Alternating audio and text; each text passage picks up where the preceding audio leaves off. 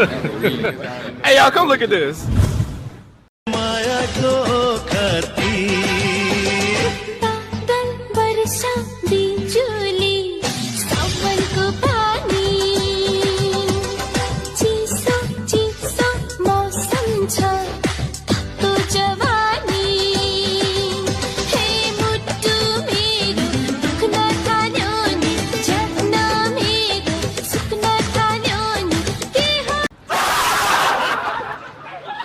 जय श्री राम सब भाई बहनों को बहुत बहुत स्वागत है आप सभी का हमारे देश और धर्म से जुड़े इस नए चलचित्र में। तो कृपया हमेशा की तरह वीडियो को लाइक और कमेंट में प्रभु का नाम लिख दीजिए और वीडियो में अंत तक बने रहिएगा। चलिए चलचित्र आरंभ करते हैं।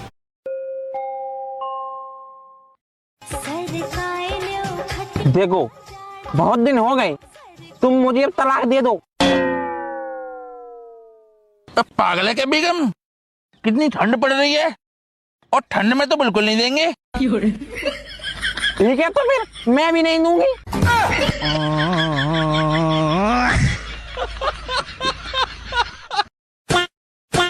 जर्मन शेफर्ड का कंपटीशन। देखो यार भाई, मैं कंपटीशन किसी का नहीं हूँ, ठीक है ना। अभी ध्रुव भाई का बेटा हुआ था तो मैंने उनको कांग्रेचुलेशन का मैसेज भी करा था। तो ऐसे मत बोला करो कंपटीशन है। वो अलग बात है कि यार पिछले साल मैं जर्मनी गया था घूमने। क्या बोला तूने? खैर इस बात का इससे कोई रिलेशन नहीं है, लेकिन मैंने कहा मैं आप लोगों को बता दूं, बहुत अच्छी जगह है भाई, आप लोग भी जाओ जर्मनी घूमने।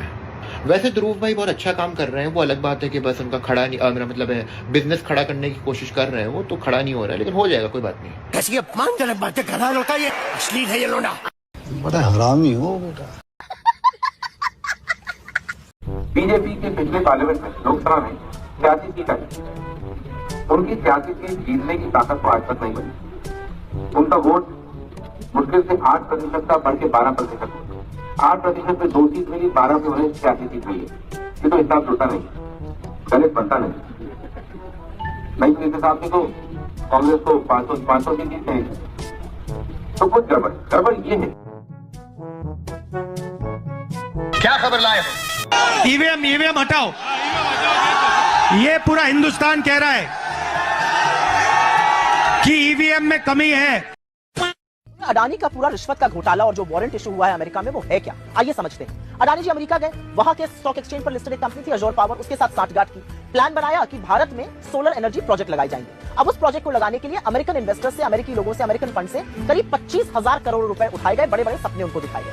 फिर भारत में सोलर एनर्जी प्रोजेक्ट लगने थे, लेकिन यहां पर दिक्कत ये आई कि जो बिजली थी वो बहुत महंगी थी, तो सरकारों ने वो लेने से मना कर दिया। बस फिर क्या था, जो 25,000 करोड़ रुपए अमेरिकन इन्वेस्टर से उठाए थे, उसी में से 2200 करोड़ रुपए, 2200 करोड़ रुपए भारत के नेताओं को और अधिकारियों को घूस दी गई। Sarfira aunty, sorry Supriya aunty, आपने जो बोला वो हमने मान लिया। आप जो बोल रही है बिल्कुल सच बोल रही है। अडानी ने प्रोजेक्ट के लिए घूस दिया। अडानी कमीना है, अडानी को गिरफ्तार करना चाहिए। पर अडानी ने किन नेताओं को घूस दी? किन राज्यों के प्रोजेक्ट के लिए घूस दी? आंध्र प्रदेश, तमिलनाडु, उड़ीसा और छत्तीसगढ़। यहाँ पे किसकी सरकार है? जगनमोहन रेड्डी कांग्रेस, डीएमके कांग्रेस, नवीन पटनायक कांग्रेस, भूपेश बाघेल कांग्रेस। तो घूस ली किसने? कांग्रेस।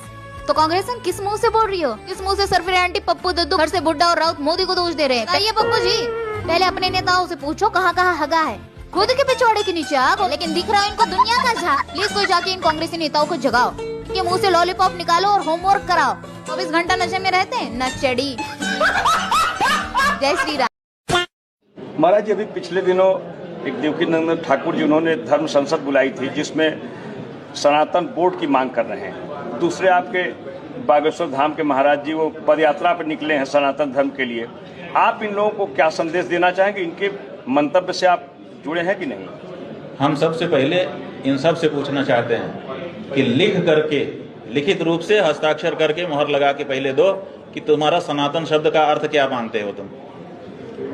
आजकल सनातन शब्द का प्रयोग सब लोग कर लेते हैं अपने अपने अर्थ में, तो अपने अपने अर्थ में पता नहीं किस अर्थ में ये लोग सनातन शब्द कह रहे हैं। तो जब सनातन शब्द का अर्थ हमको स्पष्ट परिभाषित हो जाए तब हम इनके बारे में कहें कि ये क्या तात्पर्य है। सनातन अब वो कह रहा है वीरेंद्र शास्त्री कि जात पात की करो विदाई, हिंदू हिंदू भाई भाई। तो हिंदू धर्म में वर्णाश्रम धर्म है, उसको कैसे आप विदा कर दोगे? और उसको विदा कर दोगे तो फिर बचेगा क्या? लेकिन नहीं, सनातन यात्रा है, सनातन संरक्षण यात्रा है। तो सनातन शब्द का अर्थ क्या है पहले ये लिखित रूप से घोषित करें ये लोग। तो हम विचार करेंगे कि इनके द्वारा सनातन की बात कही जा रही है कि सनातन के नाम पे कुछ और बात कही जा रही है। महाराज जी क्षमा करिएगा, लेकिन क्या है ना, सच को कहे बगैर रहा नहीं जाता। पंडित धीरेन्द्र शास्त्री जी यात्रा निकाल रहे हैं जात पात को खत्म करने की, तो इस चीज में सनातन धर्म कहां से आ गया? इसमें सनातन धर्म को खत्म करने वाली कौन सी बात है? वो यात्रा निकाल रहे हैं कि जात पात की करो विदाई, हिंदू हिंदू भाई भाई। इसमें बल्कि ना कि तुम्हें विरोध करना चाहिए बल्कि उनका साथ देना चाहिए। पर भाई कांग्रेस के पूरे दलाल जो हो ना, तो विरोध तो करोगे ही। अरे जो इंसान अपनी पूरी सुख सुविधाओं को छोड़कर नंगे पांव चलकर अपने शरीर पर कष्ट सहकर लोगों की जातियां खत्म कर कर उन्हें एक कर रहा है, उस महान व्यक्ति का ऐसे लोग विरोध करने आ जाते हैं। क्यों शंकराचार्य जी? आपको बल्कि यहाँ पर पंडित धीरेन्द्र शास्त्री जी का साथ देना चाहिए। जो राहुल गांधी लोगों से सरेआम जाति पूछता है, जब नहीं आप निकल कर आते कि राहुल गांधी जी जातियां पूछ रहे हो, लोगों को मतलब तोड़ रहे हो, जब नहीं इससे साफ साफ पता चल जाता है कि आप कांग्रेस के सबसे बड़े दलाल हो। इस बात से ही पता लग जाता है। जो इंसान अपनी इतनी बड़ी सुविधाओं को छोड़कर नंगे पांव चलकर लोगों को जोड़ने में लगा हुआ है, उस महान व्यक्ति का ऐसे लोग विरोध करते हैं। शंकराचार्य जी, हम आपको शंकराचार्य नहीं समझते। ईवीएम हटाओ, ये पूरा हिंदुस्तान कह रहा है कि ईवीएम में कमी है। वो ईवीएम छोड़ दो, हमको ईवीएम पीवीएम कुछ नहीं, हमको हो ना बैलेट पेपर पे वोट बस। ईवीएम पर सवाल उठाने वालों को झटका लगा है। सुप्रीम कोर्ट में जनहित याचिका खारिज हो गई है। बैलेट पेपर से चुनाव करवाने की मांग खारिज कर दी गई है सुप्रीम कोर्ट के द्वारा। कैसी लगी आगे स्वाद? से जो टूटे कोई सपना, एकदम इन्होंने वक्त बदल दिया, जज्बात बदल दिए, जिंदगी बदल दी। आज के लिए फिलहाल इतना ही। आपकी तरह मैं भी मायूस हूँ। ले फिर आ गए।